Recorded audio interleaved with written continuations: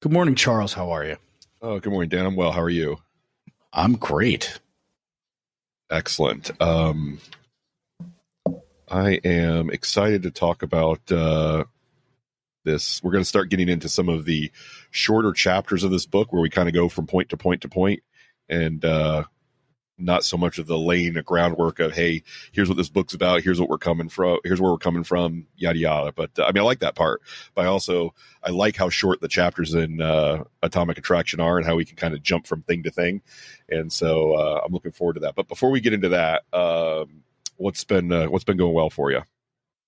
So this week I made some good progress with my my habit coaching programs. I was able to kind of going through and talking through to some people about what I've been doing or my thoughts here.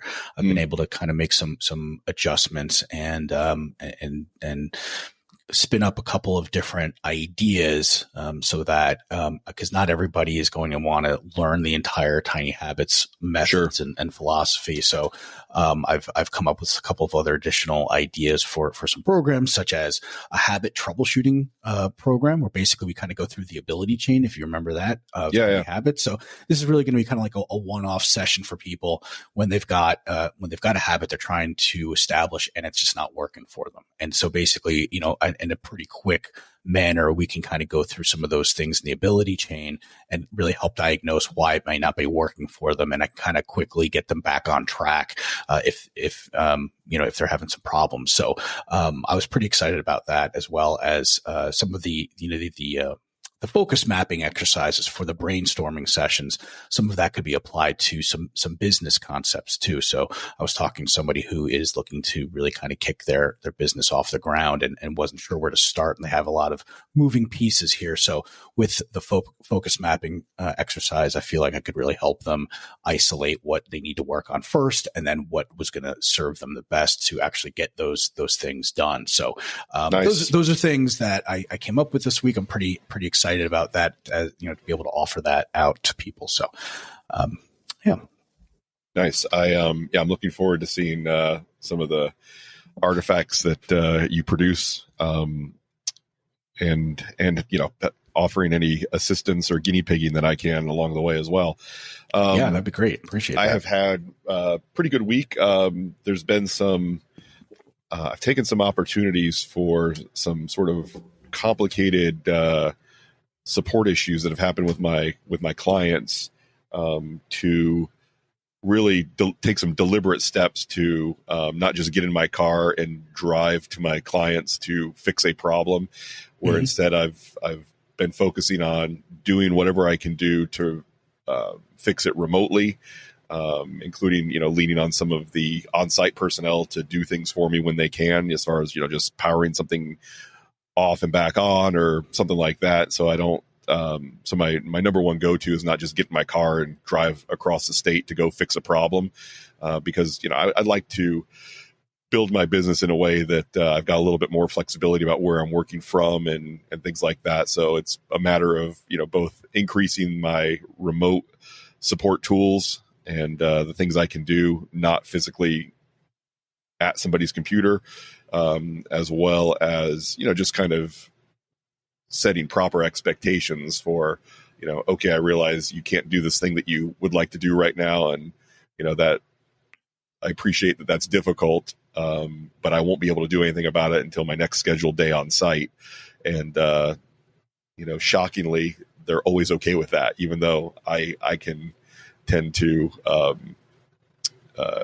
catastrophize things like that. Like, oh no, this, they can't print to their favorite printer. They have to print to their second favorite printer. That's a huge emergency, and I have to get in my car right now. I was like, no, it actually isn't. And they're always happy to work with me on stuff like that, even though I feel like, oh no, I have to satisfy this need immediately or else. Yeah, well, that might be a little nice guy tendency coming in there, right? Yeah, no, I'm sure that it is. That's definitely, and there's no easy way to train yourself out of that other than to just train yourself out of it, right? And feel uncomfortable doing it. Exactly. So, yeah, exactly. But that's part of the process. 100%. So, okay, cool. Let's see. We are still in the fairly close to the beginning of Atomic Attraction, and Let's talk a little bit about where we were last week, or last episode. We spent quite a bit of time on the first case study, which is a good one. Is very interesting as far as talking about what many people do wrong, many guys do wrong versus what they do right.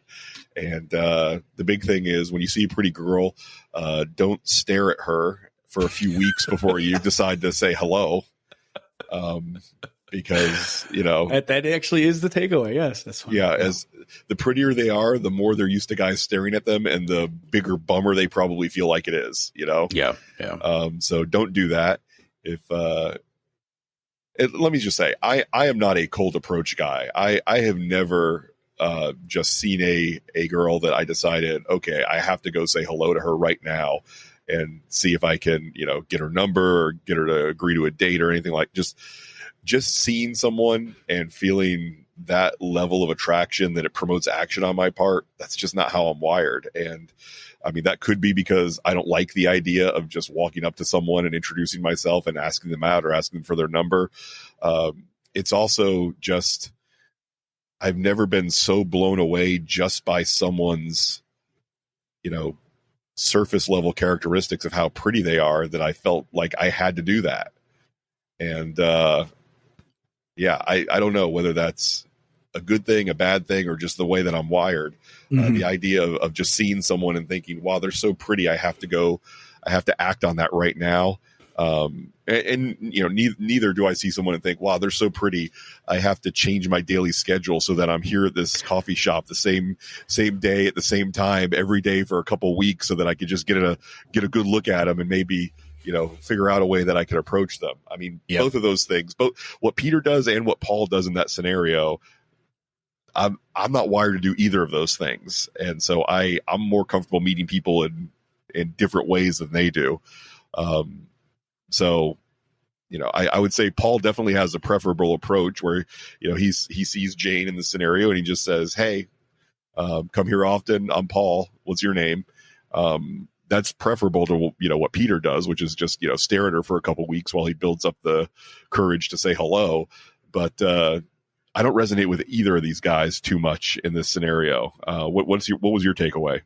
Yeah, so I resonate with both because when I was younger, when I was younger, I absolutely did, do that. I remember in college there was a girl who worked at the food court, and she's really beautiful, and she would work at the pizza place, and I would, go in there for, even though if I wasn't ordering food, I would go in there regularly, just to stare at her and hopefully somehow, be put into a situation magically that I would be able to have a conversation with her, and eventually I started to order food from her. And then I think one day, I don't know, something, took over and I asked her out and she actually gave me her number. And, we tried, calling, I tried calling her a few times with no response. She didn't, she never called me. And then every time I'd go in there, she's like, oh, I lost your number.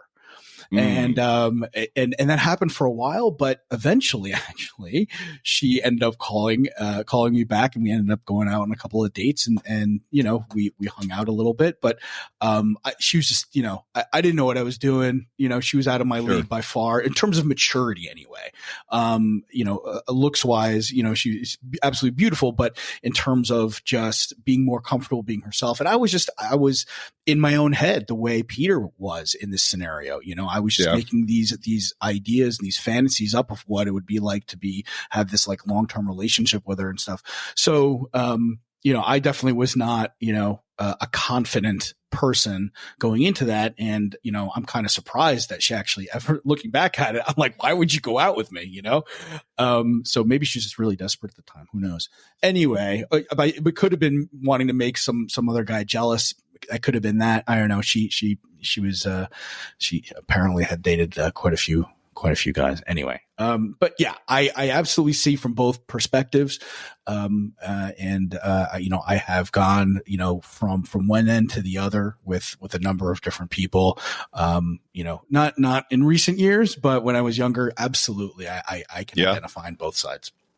All right. I'm glad we've had such different experiences that we can come at this a little bit differently from each other. Okay. So let's talk about, masculinity and how men feel about being men, and what is kind of, stacking the deck against us in some ways.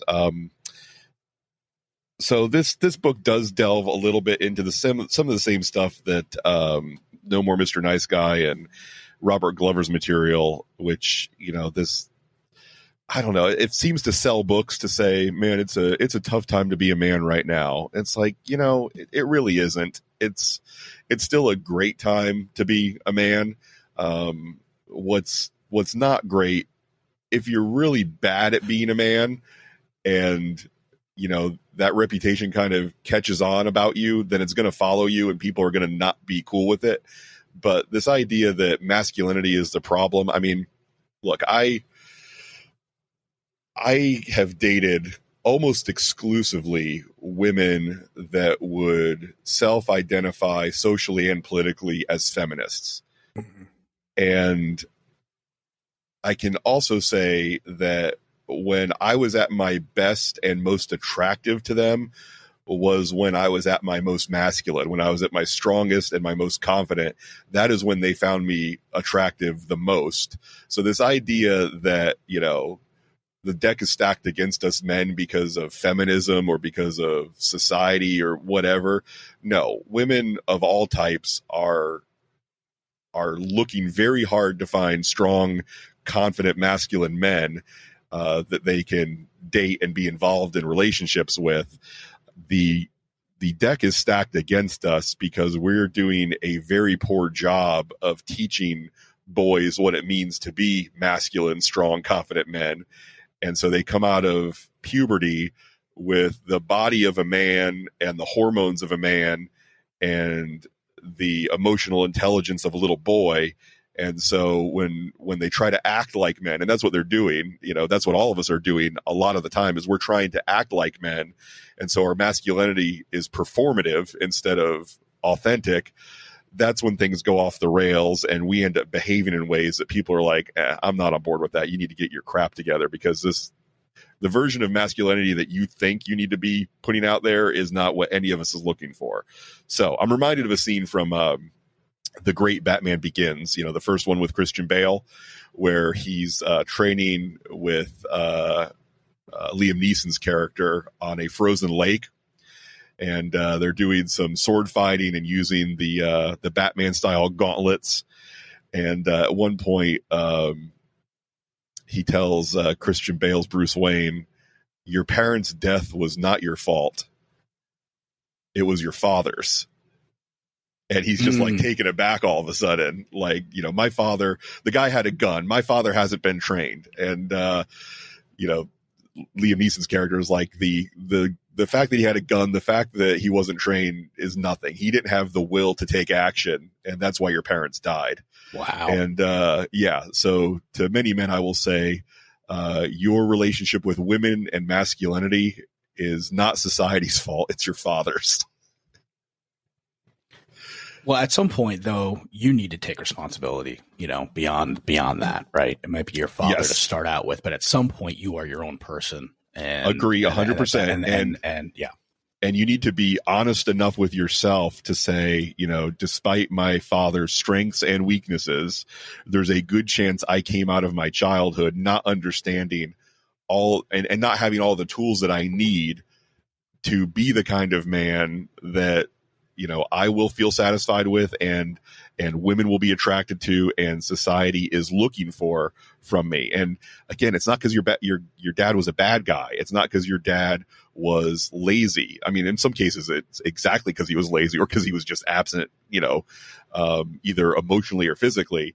But you got to be open to say, okay, I didn't learn some of the things I need to know if I really want to up my game as far as being a strong and confident man.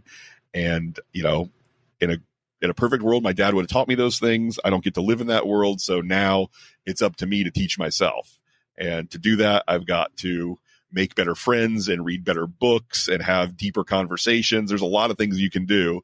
But the first step is being able to say, okay, for whatever reason, I don't have what I need and I need to go out there and find it. Yeah, that's well said. Okay, so part of the mistake that we make when we do not receive that training or get to watch that example growing up is confusion when it comes to assertiveness versus aggression, right? There is plenty of misconception going around right now where aggression, rudeness, hostility, even cruelty manifests itself as strength. Or, I mean, I guess another way to say it is we see a lot of cruelty and aggression and hostility being sold to us as strength. And if we don't know any better, then we're willing to buy those definitions because, if you can't be strong, then at least be mean is a trade-off that a lot of us who, don't have a deep understanding of masculine strength are willing to accept. And that's on us to realize that, acting aggressive and being, stereotypically macho in whatever way we define that, that's not good enough. And certainly high quality women will look at that and decide that it's not good enough either. So there's really two kinds of ways you can be as a man that will come up lacking when confronted with attractive, high value women. If you are weak and if you are overly aggressive, both of those are going to lead to women saying, I'm going to pass. No, thank you. I'm not interested in what you're selling. Yeah. So I agree with that. I think because a lot of that comes down to your capacity to provide either resources or safety. And, right. And if you are overly aggressive, you are then compromising the safety of not just yourself, but of that woman, because now you are taking unnecessary risks. Right. Right. And that's something we'll talk about later on in the book, where women find risk taking attractive. But not all kinds of risks are the same, right? Yep. There's a difference between, quitting your job to start a business or, engaging in rock climbing or skydiving, because those are calculated risks. Those are risky things to do, but you can learn enough and you can do enough to offset those risks where you still get the reward of, engaging in that behavior that not a lot of people are into, but you can do it in as safe a way as possible. And that's the kind of thing that women find attractive. Blowing all your money on scratch off lottery tickets or, deciding that you're cool to drive after a night at the bar. Those are not the kind of risks that women will find attractive because right. Yeah.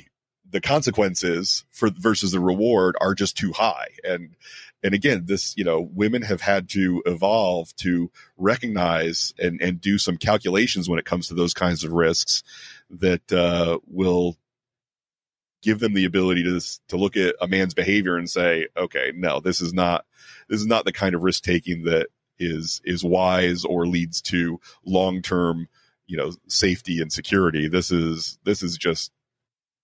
bad behavior. And it's compromised this man's ability to measure risk and make good decisions. And that is not something that they find attractive. But, there are women that, will be attracted to bad risk taking. And there are women that will be attracted to weak men. When you're a man that's working on his own mental, emotional, and physical health, making good choices will attract good women, or women at least that are good for you, and making bad choices will attract women that are bad for you. And so that's something that should be in the front of your mind when it comes to making yourself a better man who is found more attractive. You want to attract healthier, better women, because that leads to a happy life. I mean, even if you're looking for very short-term romances, you never know exactly how things are going to go. And so if you are engaging in behavior that will attract women that are not at their most healthy, the consequences for that can last a lifetime. For sure. All right. So that kind of addresses, the assertiveness versus aggressiveness. And hopefully you're convinced that assertiveness is the way to go, because, women want a man that has a lot of tools in his toolbox for solving problems. Okay.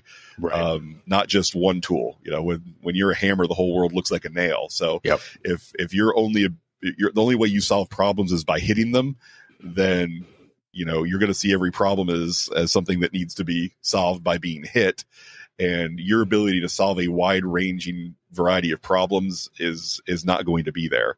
So, but that said, when it comes down to it, if a problem does need to be approached with physical strength, as sometimes they do, you need to have that physical strength in your toolbox, or you're not going to be able to solve that problem.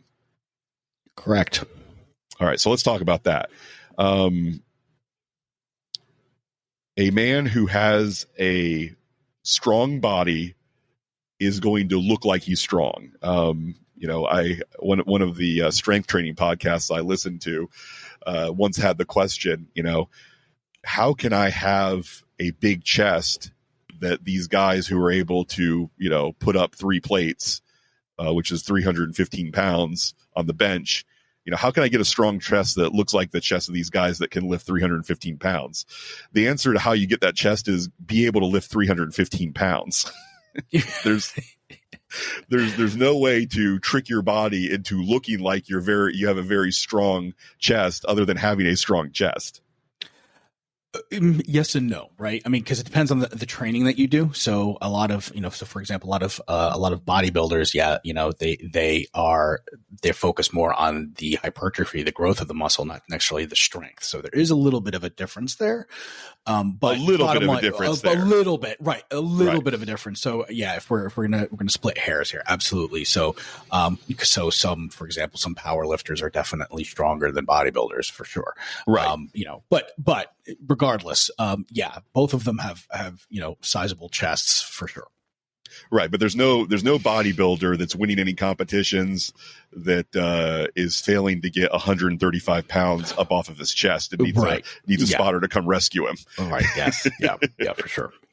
Okay, so let's talk about and I think it's valuable that this book starts out at the beginning of how to become attractive with building a strong body, because the great thing about being strong is that the stuff that it takes to have a strong body also results in you having a strong mind. And some would say that one of the messages of David Goggins' book, the reason that he started running 100-mile ultra marathons was because he felt his mind was too weak and he needed to make it strong. And then he just used running long distances as a tool to make his mind strong. And as a result, he got a strong body in the bargain.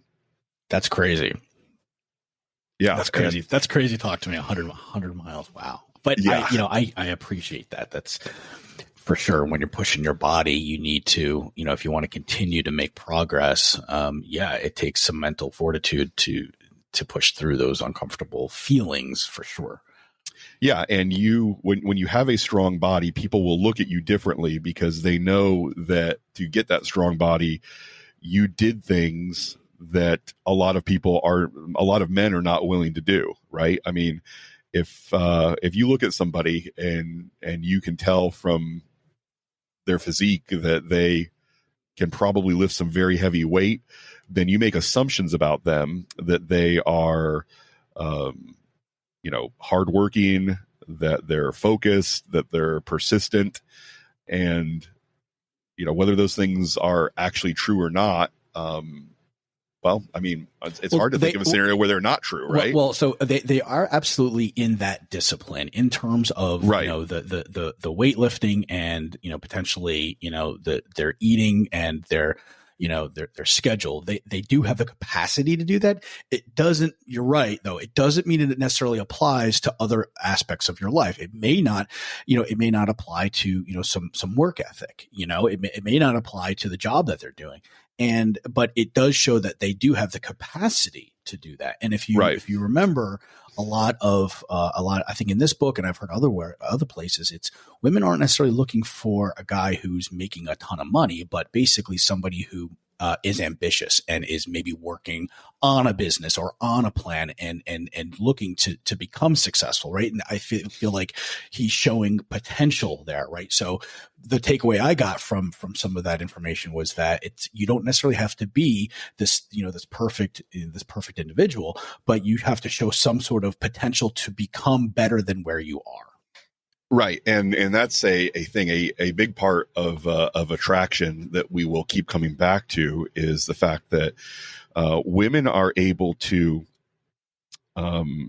view potential in men in a way that men may not be able to conversely view potential in women. Okay. Mm-hmm. So we were just talking about it in the last one about, when it comes to facial hair, a woman does not need to see that you've got a giant, bushy, long beard to think that you have, a significant amount of testosterone that it takes to grow facial hair, right?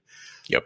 If you even just have stubble, which is what is stubble except the potential to grow a beard, right? Yeah. That stubble is able to be as attractive, or in many cases more attractive than that big unruly beard, because you're able to display, hey, I could do this if I wanted to, but I'm also able to keep, a fairly clean cut look by just having, a couple days of stubble on my face.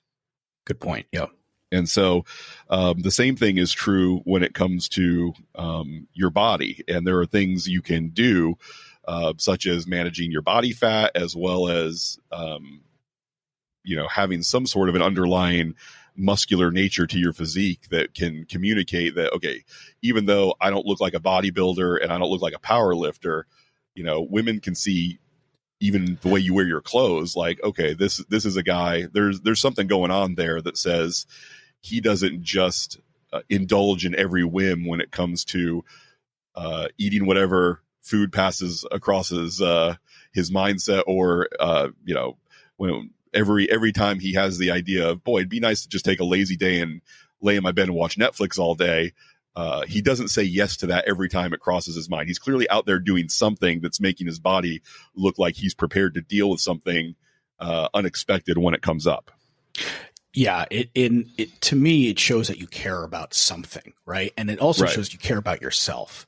And I feel like, that there's a number of different benefits with that. So, I mean, for me, the people in my life, my friends and family, anybody that I'm close to, that I care about, they're people who care about something or passionate about something. It doesn't even have to be passionate, but you have to care. And if if you're in decent shape, it means you do care enough about something. And the best part is you care about yourself. And to me, that also translates into you're kind of selling yourself, right? Because you're showing that you care about yourself. That helps other people care about you because you are your best advocate, right? And so basically, if you don't care about yourself, if you don't love yourself, why would anybody else? Honestly, you are ask. I mean, they do. I mean, that does happen. Absolutely. When people are, down in the dumps and things like that. But basically, the thing is you really are your own best salesman when it comes to yourself. It also helps build confidence in yourself, and you're going to carry that with you because you're going to be feeling good that you're doing something for yourself. It's going to make you feel confident, but it's also going to make you feel physically better. And when you're feeling physically better, you walk a little bit better. You carry yourself with a little bit more energy, and you become a little bit more aware. And all of those things add to your overall attraction, I feel. Yeah, I feel like this part of the book, he's a little bit negative on the guys that are overweight, carrying some extra pounds, and don't spend the time working out that maybe they should for their own attractiveness as well as their own physical health. Because again, just coming off of Tiny Habits, what did we learn? We learned that people change when they feel good, not when they feel bad. You can't shame somebody into, deciding that they need to lose some weight or hit the gym.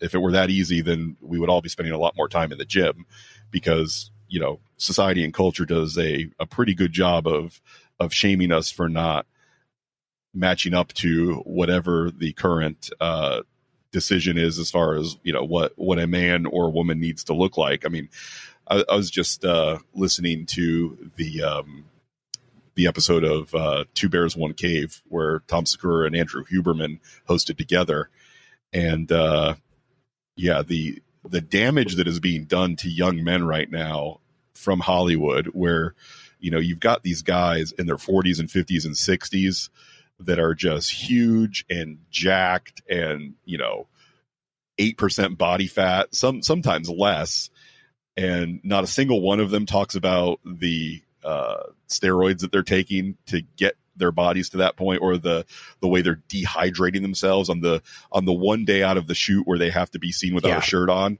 And it's ridiculous. It's just they're out there telling people that they're eating their chicken and their broccoli and they're going to the gym 2 hours a day every day, and that's it. That's all that they're saying.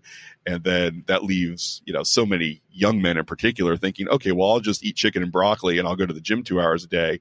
And they're doing that, but they're still not looking like a 55-year-old Hugh Jackman or whatever he is. Mm-hmm. And it's and their message was by all means, if you want to sell tickets and you need to get in that kind of shape, then do that. But, every time you're asked about what you're doing to get in that kind of shape, don't just openly lie to the world about what it is that you're doing. Just be honest and say, hey, I'm doing this, that, and the other. And that's what's, helping me. Even guys like, The Rock and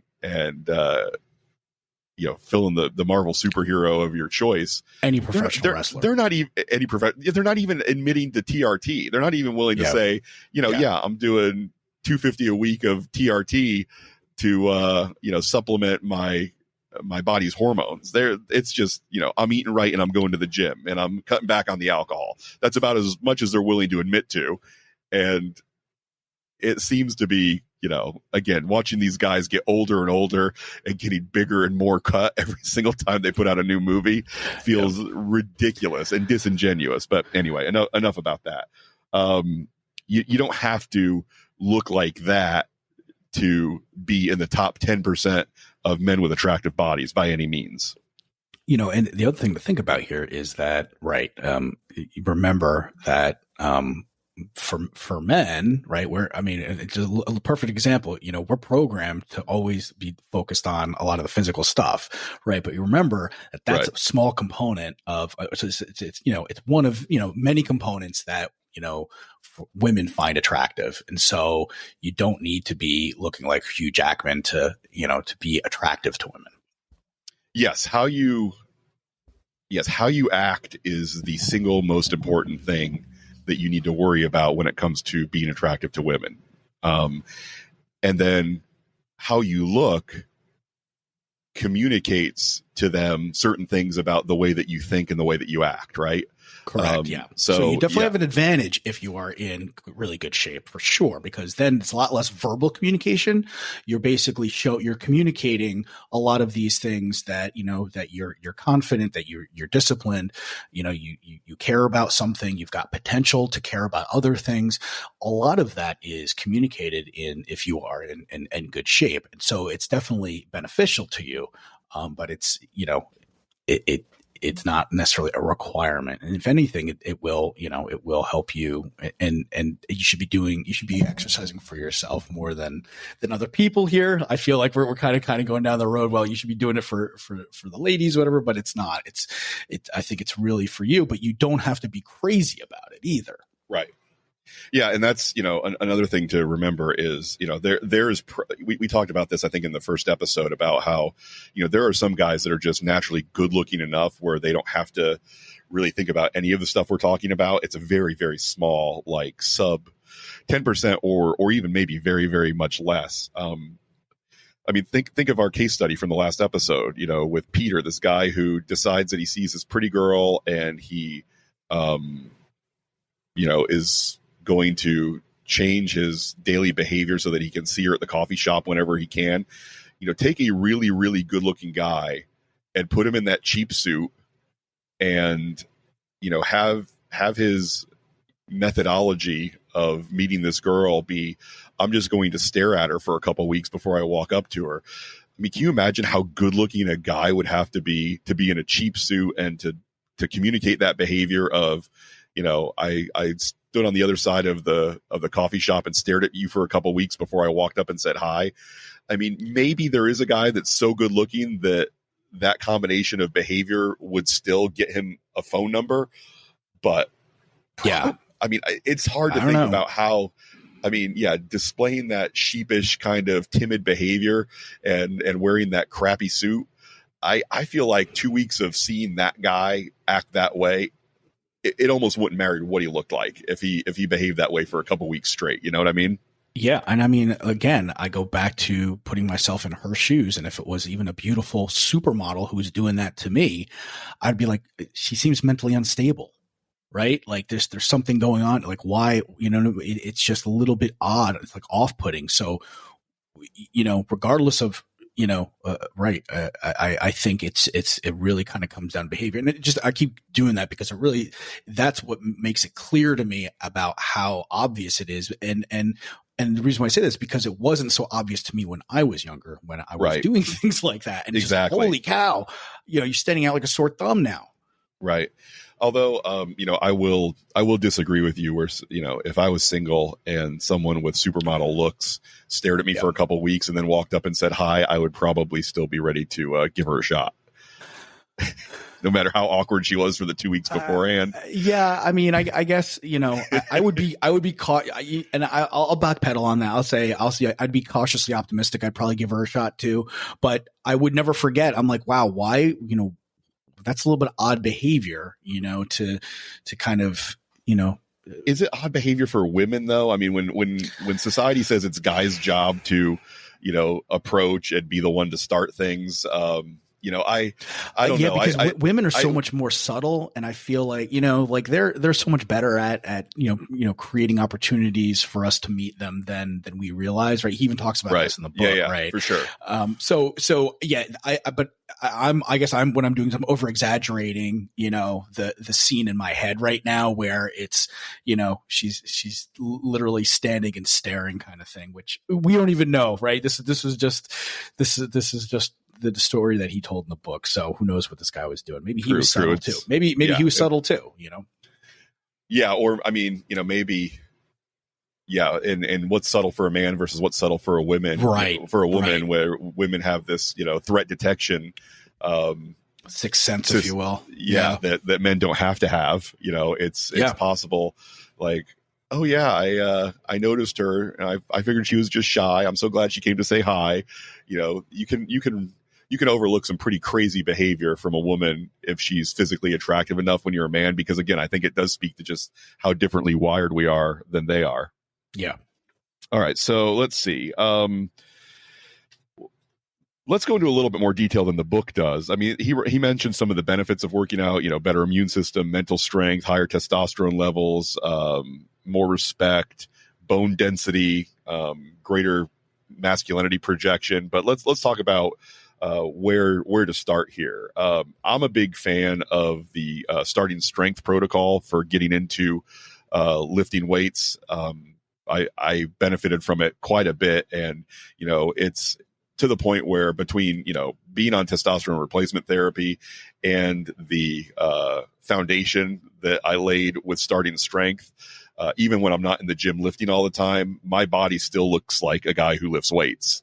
And I can get back to some pretty heavy weight loads pretty quickly as a result of learning the program, learning the lifts, and doing the linear progression with starting strength. I know strong lifts is another popular one that a lot of people have had success with. The big thing that I recommend is using large compound lifts, such as the squat, the deadlift, the overhead press, and the bench press. For guys that are younger than you and I are, Dan, he usually recommends power cleans as well. But he also says, once you hit about 40, the value of power cleans can kind of get diminished based on the potential risk to your joints and stuff. So I don't do power cleans at all anymore. I focus on 4 weight lifts, which are bench press, overhead press, deadlift, and squat. And then I supplement that with some things like chin ups, pull ups, and dips and push ups. So that's where I'm at. You can literally transform the way your body looks by just doing 4 things when you go to the gym: squats, bench, overhead press, and deadlifts. Yeah. And for the only downside to that is for people who are starting out, those could be difficult movements to get right with just watching videos. So I would suggest getting a personal trainer, and getting that form down before you really get into, starting some of these compound movements. The what might be helpful is just doing some of the body weight stuff, like you were talking about, maybe some like push-ups and pull-ups and maybe some dips and things like that to start out with before, if you're not ready for the big compound movements, because they can be intimidating for sure. Before I started squatting, I had been working on the gym for years before I actually, did back squats, and it just looked intimidating to me because it was just kind of like, and you hear these stories about people blowing their knees out and not having proper form and people dropping the weights on themselves and things. And so it could be very intimidating. And if you get in your head enough, that's going to affect how you're performing the movement. So, I would suggest those are absolutely, you're right. Those, I agree with you. Those are some fantastic movements, and you can kind of keep life simple by just focusing on those, but make sure you get your form down right before you dip in there. Yeah, I agree with that. I would say, and the biggest thing from a safety standpoint is don't bench press alone with collars on your barbell, because that is pretty much the only one of those weights that actually kills people. Yeah. When you can't get the weight up on a bench press and you don't have a spotter, and you've put the things on the end of the bar that hold the weight in place, then that's how you could die, because if it ends up on your chest or on your neck, then it can be, curtains for you. Right. The plates can't slide off. Right? Exactly. So if you do bench press alone, do it without putting the collars on the end, so that if you get in trouble, you can just put all your energy into lifting one part of the bar heavy or high enough so that they slide off the one end, and then they will very quickly and dramatically slide off the other end very, very fast. And a 45-pound bar on your chest is not a problem, but even a bar with a little bit of weight on it, if you can't get it up, having it on your chest or your neck too long, that's bad news. So, sure. Yeah, I'll put a link in the show notes for this episode. There are some really, really good videos out there that will teach you some of the form. But in addition to that, especially, and when you're talking about just the empty bar, I think you can get started with just watching some videos. But then once you start noticing the speed at which you're able to lift getting really slow, then I would say, invest the money in, there's plenty of starting strength coaches around the country, if that's the program that you like, that will, spend an hour with you and take you through, you show them how you're currently squatting, how you're currently benching, how you're overhead pressing, and how you're deadlifting. And within one session, they'll be able to clean up your form enough to keep you safe until, the weight gets really crazy. I mean, I've only had, I think I've had 2 sessions with a starting strength coach, and I still, on the deadlift, I still get a little sloppy and can tweak my back a little bit. But I at least have, watched enough video and had a coach train me so that I know as soon as something doesn't feel right, it's like, I messed up on my form. I need to take the weight back down and work on my form a little bit more, because it's tempting to try to get your numbers up and hit those new personal bests at the expense of good form, which is how you end up hurting yourself, especially when you're, mid 40s like I am. Yeah. Okay. So, let's see. We are at 44 minutes right now, Dan. I think if you've got anything else to say about getting strong, now's a good time. And then let's talk a little bit about some tips or some ways that we've had value added to our life the last week. And we'll cut it short there. And then next week we'll talk about choosing the right hairstyle. Yeah, no, I think we've kind of summed it up, and the biggest takeaway that I've learned from going to the gym really is feeling physically uncomfortable as you kind of push your limits a little bit. It's very easy to do that when you're lifting weights, or, you know, even running a little bit. It's, you know, or doing some sort of cardiovascular stuff. You can feel when you're breathing a little bit heavier, and you have, you know, objective measurements in terms of, you know, speed or how long you've gone or incline, things like that, as well as, you know, weights or volume and things like that. And so, a lot of that is really valuable. And don't forget to kind of pat yourself on the back. Again, going back to tiny habits, celebrate when you actually have pushed yourself a little bit, where you get physically uncomfortable, because it does a couple of things. It encourages you to do it again, but also makes you feel, makes you feel good. And that allows you then to say, hey, I'm more willing to do this again, rather than going, oh my God, this was miserable. I'm miserable because I'm in so much pain.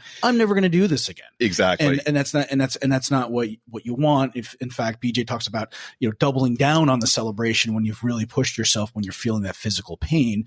Right. And, you know, that is really great practice for getting out of your comfort zone. And it's something you can easily translate into other things you're doing, you know, in your life on a mental level. At that point, it's just like, well, you know what? I regularly get out of my comfort zone. I'm regularly pushing myself in the gym. Why can't I just push myself a little bit longer to, you know, to figure out this issue that I'm having here, whatever that might be. Right. And that's where, related or not. Mindset and context is just, it's so important when you consider what we can do as humans. This is one of the takeaways I got from the Sam Harris episode of Huberman. Because they talked about a lot of things over that 4.5 hours. But one of the things that Sam Harris said was, it's amazing what your mind and body can tolerate and even look forward to when the context and the mindset is right. So he said, think about how it feels to deadlift 350, 400 pounds, right? If you woke up in the middle of the night and your body felt the same way, just laid in your bed, that you feel when you're trying to get 400 pounds off the ground at the gym, you would think, oh my God, I'm dying. This is it. It's all over. Right. But when you're in the gym, when you're wearing the clothes, you're wearing the shoes, you're listening to the music, and you're about to, you know, get that PR on your deadlift, when you're done with that, you feel ecstatic. Where if those same bodily sensations in another scenario, you would have no doubt you were about to die. I love the analogy. That's great.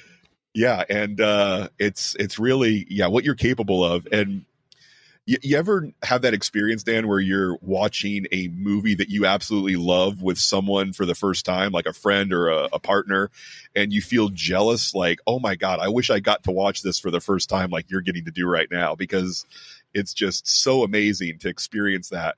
That's the way I feel about people doing the novice linear progression on starting strength for the first time.